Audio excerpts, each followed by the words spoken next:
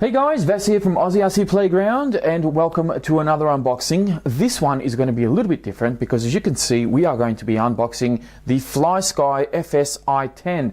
Now if you follow the channel you know that I've been taking to the skies recently. I've been flying my Bixler around and I figured it was time to step up my game with the radios. I've been using this Telemetry radio that you see here, which is pretty plain Jane, pretty standard. 6 channels. I'm certainly not lacking in channels, but you know I really can't customize this or program it in any way. It's fairly basic and it's only a very cheap radio as well, but it does do the job perfectly fine. However, I have recently purchased a couple of new planes that I'm going to be showcasing on the channel very soon, and I wanted a radio that will complement those planes and any others that I will be buying further on down my flying path. So I got in contact with Asia Tees and they hooked me up with the FlySky FS-i10. Now, I do believe they're going to be stocking this very soon, but as of the time of this video, I couldn't actually find it on their website. They do have an information kind of page on there, so I will put a link in the description. You can go click on it and you know, even go onto FlySky. There's a website that you can check out as well. FlySky, you might be able to see it on the screen there. I'll also put a link down in the description as well for you guys to check out if you want a little bit more information about this radio. Now, normally when people want to get some more professional radios for flying, I know that a lot of people turn to Spectrum or Futaba or some of the other top-end brands. But me being me, I wanted to try something different as well, and why not try this one, which is a fairly new product on the market. I do believe it is a second version of an original model that they had, which I'm not familiar with. So they've made some improvements on this one, and one of them being a range where this guy, you can actually fly your plane over 1 kilometer away with this radio, which I think is insane because I don't think you'd be able to see much 1 kilometer away. So unless the plane is really big, but it does have that capability. It also has 10 model memory, it has 10 channels, it has a trainer port, and a bunch of other features that I'm going to go into as we unbox this thing very quickly. The box is actually quite nice. I'll definitely be reusing this box. This is one of those that you don't really throw away. So very nice. This is what you're going to be greeted with when you open the box. Nice big foam there. And here is your cable for your trainer. Now, I don't know if you need to have 2 radios that are the same. I'm assuming you would be, but I'm yet to find that out once I start fiddling around with the settings and instructions and so forth. So that's your little trainer cable. Now, this does also have telemetry, so you've got a bunch of sensors and gizmos here. This is a temperature one. This one here is speed, and this one is voltage. So that's pretty cool. This will be able to work out what voltage your battery has. This is speed again. I'm not sure why I've got 2, but maybe, I don't know, maybe it's a spare, maybe one's for the plane, maybe one's for something else, I don't know. This looks like the receiver, but it actually isn't. This is, I think, is like some sort of central hub. I'm not sure. Again, I'm gonna have to check out the instructions and work out exactly what I'm doing with all of this. Taking this foam cover off. And there's our radio just there, nicely tucked away, very safe, comes well packaged. Taking him out, I'll just put him to the side very quickly. We'll get to that soon enough. Just I'll let you drool over it just a little bit there. This is your USB cable and to mini USB. So you do need to hang on to this one. It's not your typical cable at this end here. This will of course plug into the remote and you'll be able to do firmware updates, charge your battery, all that sort of thing. Speaking of battery, this is the battery that it actually uses. It does not use AA's like a lot of the other radios do. This is a 1700 milliamp 3.7 volt Leon polymer battery, I believe it says there. So should get plenty of life out of this guy. And finally, I believe this is your main receiver. You've got 10 ports there for all your channels, a couple of big antennas there, bind plug, pretty straightforward stuff. And finally we have the manual. Yep, comes in a tiny little mini disc, so you're going to need a computer or a laptop of some sort to be able to get your instructions and work out what you're doing with the radio. I'll quickly put this away. Just pack the box up very quickly here. Alright, now let's take a look at the main event very quickly. So this is how the radio looks. I have to say it feels very light, very comfortable to hold. These sides here are actually rubberized, so you actually do have some grip there. Then it's not going to be slippery when you're holding it. It actually has a very nice comfortable grip. Rubberized base here as well, so when you put it down on the table you don't get this great big clunk like I do with my El Cheapo Budget-O Turnigy. So you can see the difference between the two. Alright, speaking of which, I'll quickly give you a bit of a size comparison here just to give you an idea. So obviously this one's a lot bigger. Turning it on its side as well, and you'll be able to see here the size comparison between the two. So quite a big difference. This guy runs on 4 AA's, this one has a rechargeable battery.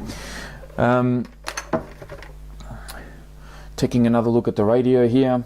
Nice big screen on the front. A really cool thing that I found when I was looking at it earlier, it has a removable sort of pen, I believe, so you can touch your screen and just slots back in there. Very minor thing, I know, probably some people wouldn't care much about that, but I thought that was kind of neat. Has some turning knobs just here, another one up here, a bunch of switches. Some of them will have 3 stages, some of them will only have 2. 3 knobs up here, which I'm going to have to work out what all this is. This one here rebounds back, so I'm not sure, you'll have to program that to do something specific. And all of these will, well, that one has 3 stages as well, and a lot of these will have just 1 movement.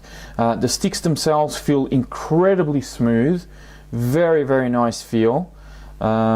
It's quite a bit of a difference between holding this in my hands and holding that bulky Turnigy thing. This feels quite lightweight and feels a lot more comfortable. So great for pinchers. If you're a pincher, you've got plenty of ability to do what you need to do here. And also if you like using your thumbs. I kind of fly a little bit like kind of both. I have my thumbs on it and I always have my index fingers on it as well. So I'm kind of half and half. I don't know how many people actually do that, but I can't just pinch. I have to have my thumbs on it, but I use my index fingers to sort of guide myself where I am and what I'm doing, and yeah, it just sort of helps prevent my thumbs from slipping off. I don't know, I just like doing it this way. Kind of weird. Everyone has their own little perks, I guess. So what I'm going to do before we finish this off, I'm going to quickly put some charge into the battery, and I'm going to come back and turn it on for you, and we'll have a quick look at the screen as well. Alright, so I've got the remote all set up now. I've had to obviously change the angle of the camera and everything so that you guys can actually see the screen when it's powered up. Now I'm going to be using the supplied pen that came with the remote.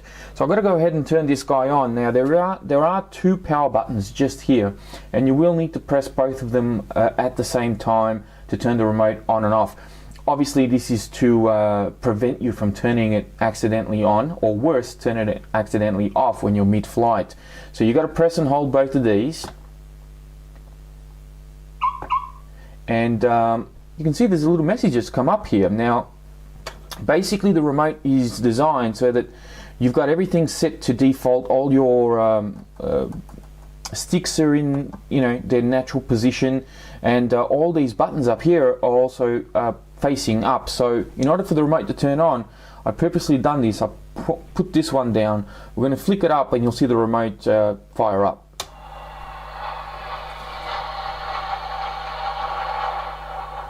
There we go. So we are greeted with a passing jet, and this is your main screen. So if the remote was plugged into a plane at the moment, I would obviously have some other information down the bottom, and everything is set to 0.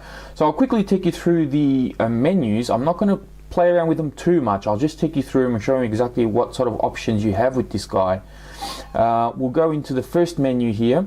We've got our reverse switches, endpoints, sub-trim, trim, exponentials, aileron to rudder, rudder to aileron, throttle curve, throttle delay, throttle down, auxiliary channels, channels offset, and we'll flick through to the next page. We've got functions delay, channels delay, conditions delay, linear mixes, curve mixes, conditions, logic switches, aeroplane structure, timers, trainer mode, display servos and models. And on our last page we've got the RX setup and system setup. So RX setup is pretty straightforward: bind to receiver, RX battery monitor, low signal alarm, fail safe, choose sensors. So there's a bunch of stuff here. We can scroll up a little bit. Sensors, frequency, range test, a lot of different things that you can do there. System setup, we have backlight timeout 5 minutes. That's what I've set it to, but obviously you can have that down to as little as 10 seconds.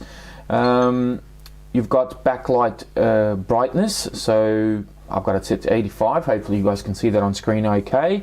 We've got sounds, so all the little blippy sounds that you're hearing, and the intro sound that you'll hear at the start when you turn this on. You can turn that off if you don't like it.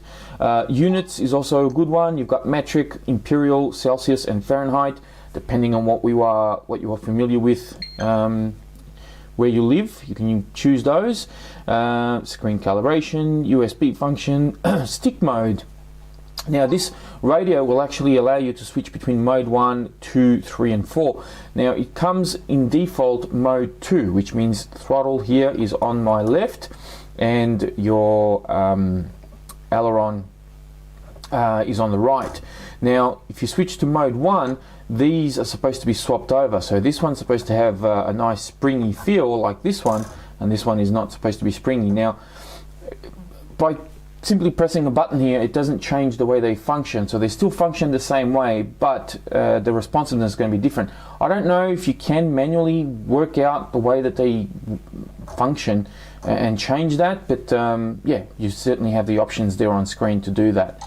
We'll go back and back and back again. We are back to our home screen. So now I can turn the remote off by pressing and holding.